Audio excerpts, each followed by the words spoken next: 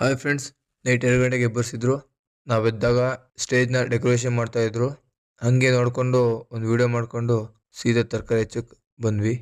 ನನಗೆ ಬಂದು ಕೋಸ್ ಹೆಚ್ಚಕ್ಕೆ ಹೇಳಿದ್ರು. ಕೋಸ್ ಹೆಚ್ಚ್ತಾ ಇದ್ವಿ. ಈ ಕಡೆ ಈರುಳ್ಳಿ ಹೆಚ್ಚ್ತಾ ಇದ್ರು, ಈ ಕಡೆ ಕ್ಯಾರೆಟ್ ತುರಿತಾ ಇದ್ರು. ಭಟ್ರು ಬಂದ್ಬಿಟ್ಟು ಎಲ್ಲ ಅಡುಗೆ ಮಾಡ್ತಾ ಇದ್ರು. ತರಕಾರಿ ಕಟ್ ಮಾಡೋದೆಲ್ಲ ಮುಗಿಸಿ ಬೆಂಕಿ ಕಾಯಿಸ್ಕೊಂತ ಇದ್ವಿ. ಹಾಗೆ ಈ ಕಡೆ ಬಂದು ಯಾವ ತರ ಡೆಕೋರೇಷನ್ ಮಾಡಿದ್ದಾರೆ ಅಂತ ನೋಡ್ಕೊಂಡ್ ನೋಡ್ಕೊಳ್ಳಿ ಯಾವ ತರ ಡೆಕೋರೇಷನ್ ಮಾಡಿದ್ದಾರೆ ಅಂತ ಫ್ರೆಂಡ್ಸ್. ಯಾರೋ ಸರಿಯಾದ ಬಿಗೆ ಕೊಡೋದಾನೆ ಫ್ರೆಂಡ್ಸ್. ಈ ತರ ನಮ್ಮ ಹಳ್ಳಿಗಳಲ್ಲಿ ಬರೀ ಸ್ಟೇಜ್ ಡೆಕೋರೇಷನ್ ಮಾಡಿರೋ ಖರ್ಚಿಗೆ ಮದ್ವೆನೇ ಆಗೋಗುತ್ತೆ.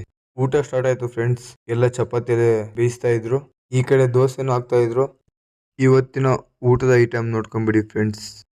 ವಿವಾಹ ಭೋಜನವಿದು, ವಿಚಿತ್ರ ಭಕ್ಷ್ಯಗಳಿವು, ಬೀಗರಿಗೆ ಔತಣವಿದು, ದೊರಕೊಂಡಿತನೆಗೆ ಒಂದು ವಿವಾಹ ಮತ್ತೆ ಭೇಟಿಯಾಗೋಣ.